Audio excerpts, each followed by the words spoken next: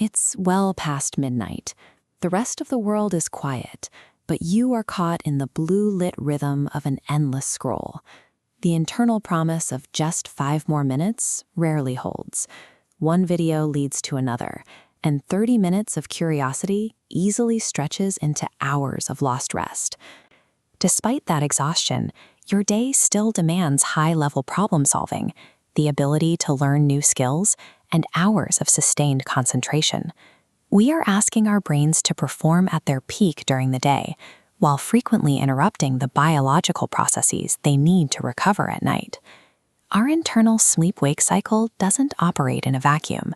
It relies on external signals, specifically light, to tell the brain when to stay alert and when to power down.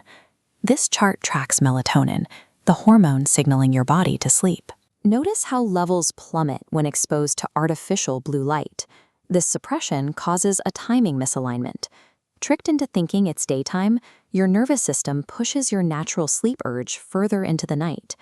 While factors like stress, caffeine, and inconsistent schedules play a role, evening screen exposure is a primary driver of this delay, and one of the easiest to change. A late-night scrolling habit acts as a direct intervention in your brain's chemistry, stalling its transition into rest. Sleep is often categorized as lost time, the gap between being productive today and starting again tomorrow. However, the brain is far from dormant during sleep. It initiates a physical cleaning process, where fluid moves through the tissue in a rhythmic, sweeping motion to clear out metabolic waste. This downtime is also when the brain organizes the information you gathered throughout the day, turning fleeting experiences into stable, long-term memories. Beyond memory, sleep allows the brain to repair the neural circuits responsible for emotional stability and the capacity to learn tomorrow. Protecting this window of rest is the most significant physical investment you can make in your own cognitive performance. It is helpful to remember that modern technology isn't your enemy. The challenge is simply that our ancient brain architecture is now interacting with a hyper-stimulating environment it wasn't designed to navigate. Understanding this biological mismatch allows you to replace frustration with a plan based on how your brain actually works. First, turn off non-essential notifications. Every buzz is an external trigger competing for your limited attention. Second, put your phone in another room while you work.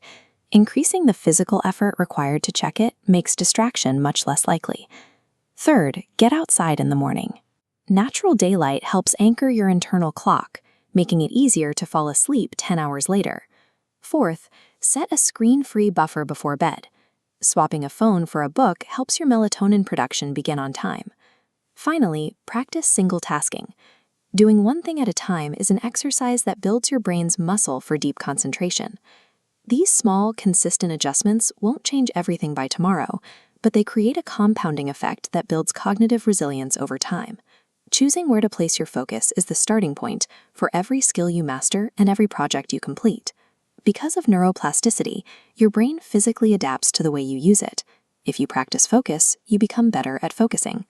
By managing these daily biological habits, you are providing your brain with the environment it needs to sustain attention on the work that matters most to you.